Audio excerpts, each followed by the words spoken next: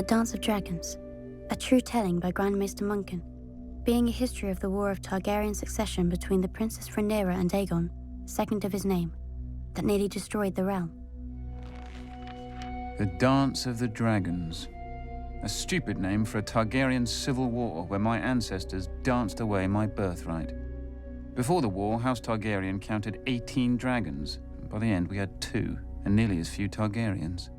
We would never be as powerful or as feared again. The dance began, as many dances do, with an old man and a young girl. The queen had failed to produce a son for her king, so he anointed his daughter, the Princess Rhaenyra, as his heir.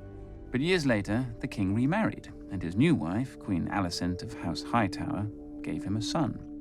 Feeble and foolish, the old king refused to change the succession. He didn't even see how his court had split into 2 rival camps of blacks and greens, after the dresses that the princess and the queen had worn to some tourney. One night, a servant found the old king had died in his sleep and ran to inform Queen Alicent. Protocol dictated that the bells would be rung and a raven sent to Dragonstone to summon the heir, Princess Rhaenyra, for her coronation. But Alicent had other plans. Once she saw her dead husband's body, she sealed the room and had the servant thrown into the black cells to ensure his silence.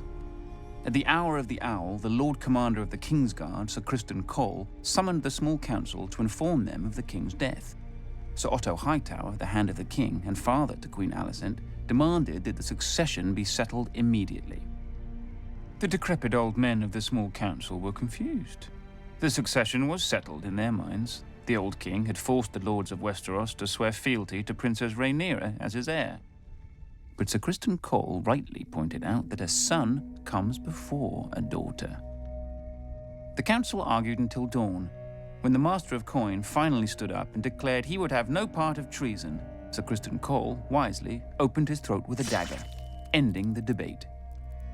None were more surprised to hear of Prince Aegon's succession than Prince Aegon himself. At first, the fool rejected the crown, but his mother pointed out that his sister Rhaenyra would return such loyalty by taking his head. As the old king's trueborn son, he'd always be a threat. Aegon relented. He was crowned in the Dragon Pit, and his wife and sister Helena became queen.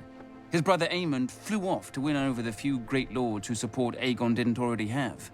The banner of the Gold Dragon flew over King's Landing and the Red Keep as Aegon, second of his name, ascended the Iron Throne. He would not sit it long. When ravens carried the news of Aegon's coronation to Dragonstone, Princess Rhaenyra summoned her own Black Council.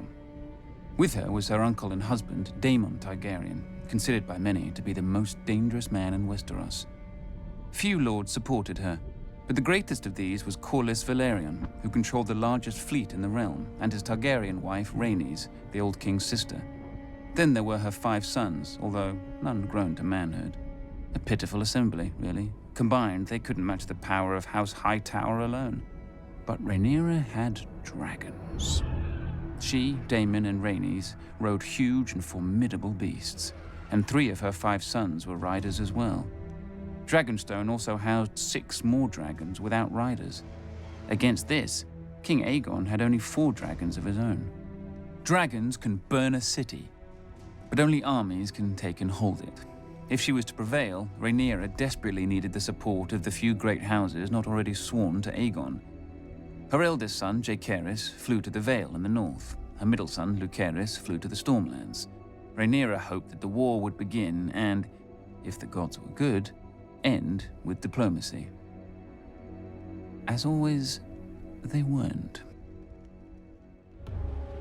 Little Prince Lucerys must have wet himself when he entered Storm's End and found King Aegon's younger brother Aemond already with Lord Baratheon.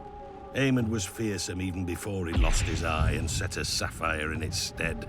But the princeling pleaded his mother's case. Finally, Lord Baratheon made his decision. Go home, pup, and tell the bitch your mother that the Lord of Storm's End is not a dog she can whistle up. As Aemond's false eye gleamed at him, the princeling fled the castle and mounted his young dragon, Arrax. The rain fell in sheets, and great bolts of lightning lit the world bright as day. Arrax was struggling to stay aloft in the gale, when a roar shook the very foundations of Storm's End. Aemond rose through the clouds, and below him, the monstrous Vhagar. Vhagar was 5 times the size of Arax, and the hardened survivor of 100 battles. Vhagar caught him above Shipbreaker Bay. Watchers on the castle walls saw distant blasts of flame, and heard a shriek drown out the thunder. Prince Lucerys fell, broken, to be swallowed by the waves. With his death, the War of Ravens came to an end, and the War of Fire and Blood began. When Rhaenyra heard of her son's death, she collapsed. She considered ending the war right then, until a raven arrived from her husband, Daemon. Her son would be avenged. Whispers slithered through the taverns and back alleys of Flea Bottom. 2 men were found. One was a former gold cloak, the other, a rat catcher in the Red Keep who knew all its secrets. History remembers them only as blood and cheese. One night, Queen Helena entered the royal apartments with her daughter and 2 sons to put them to bed. Without warning, Blood and Cheese burst in, daggers in hand. They told her that a debt was owed. A son for a son. Blood and Cheese demanded she choose which son would be ripped from her forever.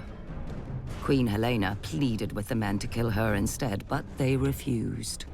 Weeping, Helena named her younger son, Maelor. Perhaps she thought the boy was too young to understand. Or perhaps because the older boy was King Aegon's firstborn son and heir. "You hear that, little boy?" Cheese whispered to the younger son. "Your mama wants you dead."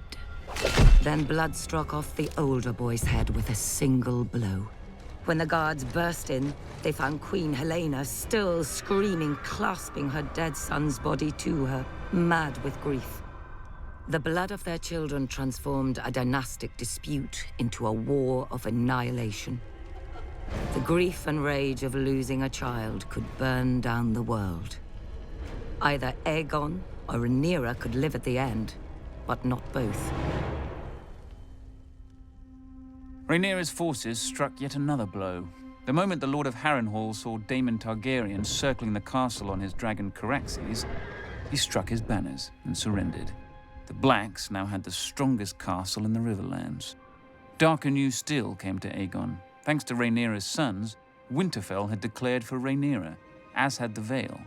Furious, Aegon dismissed his grandfather, Sir Otto, as Hand, and appointed Sir Criston Cole, who swore to march on all the lords who had declared for Rhaenyra and put their castles to the torch. Cole and the royal army first marched north and laid siege to Rook's Rest, a black stronghold near Dragonstone. When their lord saw their approach, he sent a raven to Rhaenyra, begging for help. For days he watched his fields and villages burning, with no response from his queen, until one day, a shadow passed over the Green Army. Rhaenyra had sent not an army, but her former mother-by-law, Rhaenys, and her dragon, Meleys. As her ancestor had done at the Field of Fire, Rhaenys gleefully began to incinerate Sir Criston's army. But Aegon had set a trap, and Rhaenys had flown right into it.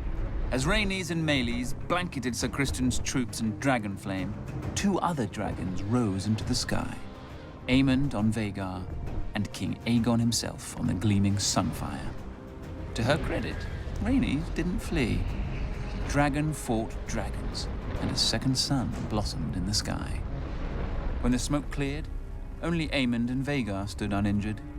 Sunfire, the most magnificent dragon in the world, had one of its wings almost completely torn from its body. Trapped beneath Sunfire was the king himself, broken and burned so badly in places that his armor had fused onto his flesh. His body survived, but his mind was given over to milk of the poppy. Meleys had been torn to shreds, and her rider, Rhaenys, was a pile of ash. Panicked by the defeat, Rhaenyra shipped her 2 youngest sons across the narrow sea for their protection, only for her youngest to return days later, clinging to the neck of his wounded and dying dragon. He and his brother had been set upon by an enemy fleet just off Dragonstone. Defying his mother's command, Rhaenyra's eldest son and heir, Jaehaerys, mounted his dragon Vermax and flew to rescue his other brother and punish the enemy fleet. But the foolish boy let Vermax be hooked like a trout and dragged into the sea, where he soaked up even more arrows than seawater. His brother disappeared over the horizon or beneath the waves. No one could say for sure. With the loss of 4 dragons, Rhaenyra's only advantage was fading. Luckily for her, over the centuries, House Targaryen had spilled more than blood on Dragonstone. She promised gold and title to any of the Targaryen bastards who could tame the 6 unclaimed dragons on the island. These bastards were called the Dragon Seeds, though most were called Supper. And perhaps the dragons were eventually sated, or bored, but 4 of them accepted riders and were enlisted in Rhaenyra's cause. After Rook's Rest, Aemond One-Eye took command of the Greens from his crippled and poppy-addled brother. Aemond was the blood of the dragon, and dragons don't cower behind city walls. He marched the king's army north to take back Harrenhal from Rhaenyra's husband, Daemon. But when he and Criston Cole reached the castle, they found the gates open, with Daemon and all his men gone. That night they feasted their victory. Daemon had fled rather than face their wrath. But Daemon was more snake than dragon. As Aemond marched north, he'd flown Caraxes south, slithering past the Green Army over the waters of the God's Eye. One day, King's Landing looked up and saw 2 dragons circling their foul city. Daemon and Rhaenyra had come for her throne, for the city was defenseless. Aemond had taken the king's army from the city, and worse, he'd taken his dragon, Vhagar. Seeing that resistance was hopeless, the small council surrendered the city, the Queen Mother Alicent, and the broken Queen Helena. But not King Aegon. Somehow, despite his wounds and delirium, he had vanished from the city. And so Queen Rhaenyra climbed the steps and seated herself on the Iron Throne. Legend has it that as she left the hall later, blood trickled down her legs and hands, proving the Iron Throne had spurned her. Nonsense. It's a chair made of steel blades. Rhaenyra had wanted it all her life and had sacrificed 2 sons for it. She likely gripped the damn thing too tight. When Aemond realized that his arrogance had cost him the capital, he mounted Vhagar in a black rage and rained fire onto every village and castle he suspected of disloyalty. Abandoned by Aemond, Sir Criston marched the royal army back to King's Landing, intent on recapturing the city himself. Instead, he was trapped and cut to pieces by the Riverlords, who had sworn to support Rhaenyra's claim. When a new army of Green Loyalists marched up from the Reach and laid siege to the city of Tumbleton, Rhaenyra sent 2 of her Dragon Seeds to lay waste to them. Instead, the Dragon Seeds proved their bastard nature and betrayed her. They burned the city, and all the black forces garrisoned within. Lucky for her, they didn't turn towards King's Landing, but hawed and drank in the ruins with the Greens, who were victorious and somewhat confused. Rhaenyra now mistrusted all the Dragon Seeds, including the girl who rode with her husband Daemon, hunting Aemond in the Riverlands. She ordered the girl's head be sent to her, but there was a complication. As well as her dragon, the girl had taken to riding Daemon. When Daemon received the queen's order, he proclaimed it a queen's words and a whore's work. He sent the girl away at dawn, watching her and her dragon vanish into the morning mists. Then Daemon sent a challenge to his nephew Aemond and flew to Harrenhal, alone, to wait. 14 days later, a shadow blacker than any passing cloud swept over Harrenhal. Vhagar had come at last, and on her back rode one-eyed Prince Aemond. He mocked Daemon for facing him alone. "You have lived too long, uncle." And Daemon replied, "On that much, we agree." Then the old prince climbed stiffly onto the back of his dragon Caraxes, but neglected to fasten the chains that secured rider to saddle. The sun was close to setting when, as one, the 2 dragons leapt into the sky. Daemon took Caraxes up swiftly until they disappeared into a bank of clouds. Vhagar, older and slower, ascended more gradually. Up and up Vhagar soared, searching for Caraxes. Sudden as a thunderbolt, a shrieking Caraxes dove upon Vhagar. Locked together, The dragon stumbled toward the lake. Caraxes' jaws closed about Vhagar's neck, but Vhagar raked open Caraxes' belly, and her teeth ripped off a wing. The lake rushed up with terrible speed. Then Daemon Targaryen, who had never fastened his riding chains, stood in his saddle. He leapt from his dragon to Aemon's, and in his hand was Dark Sister, the Valyrian sword of Aegon's sister queen, Visenya. As Aemon One Eye looked up in terror, Daemon ripped off his nephew's helm and drove the sword down into his one remaining eye so hard the point came out the back of the young prince's throat. Half a heartbeat later, the dragons struck the lake, sending up a gout of water so high that it was said to have been as tall as Harrenhal's great tower. The lake boiled with dragon blood, and then was still. Daemon Targaryen was 49 at his death. Prince Aemon had only turned 20.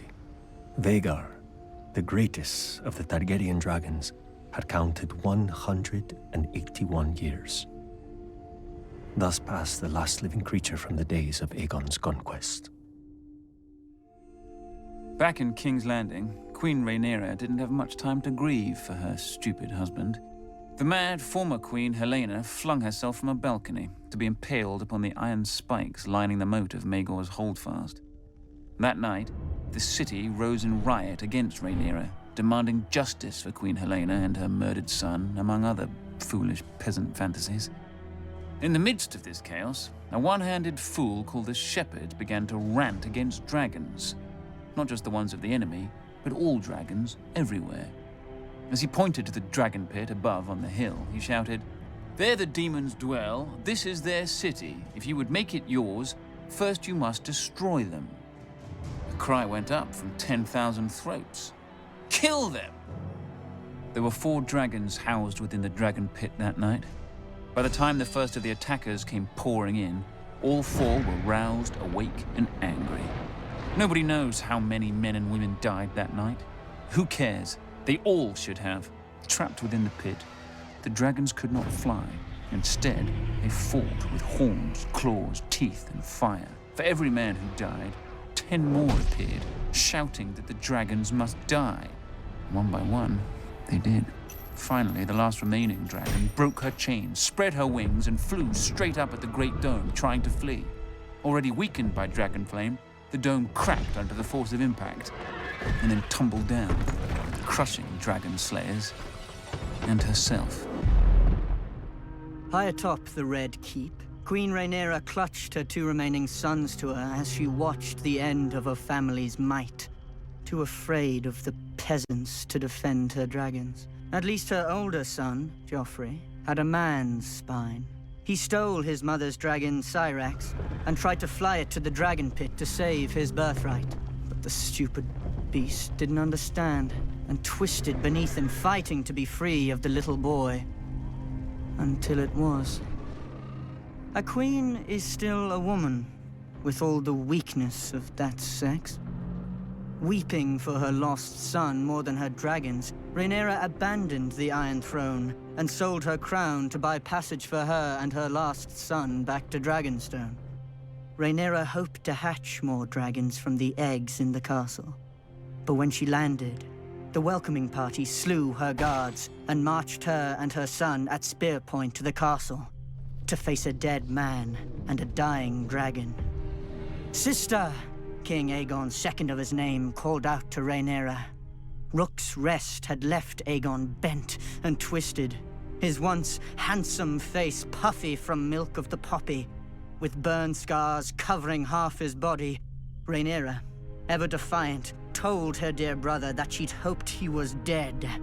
"After you," Aegon answered.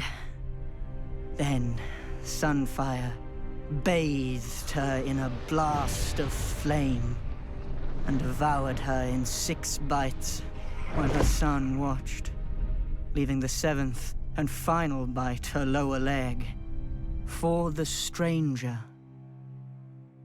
Rhaenyra was dead, and King Aegon sat the Iron Throne again. But only for half a year. He was poisoned by his own men and replaced with the very boy who had watched his mother devoured. When Rhaenyra's last son wed Aegon's only daughter, the Dance of Dragons officially ended. Ashen burned men, all that was left of the Riverlands. 2 scared children spouting oaths they didn't understand, all that was left of the mighty House Targaryen. Ancient skulls and hatchlings that grew no bigger than cats, all that was left of the dragons.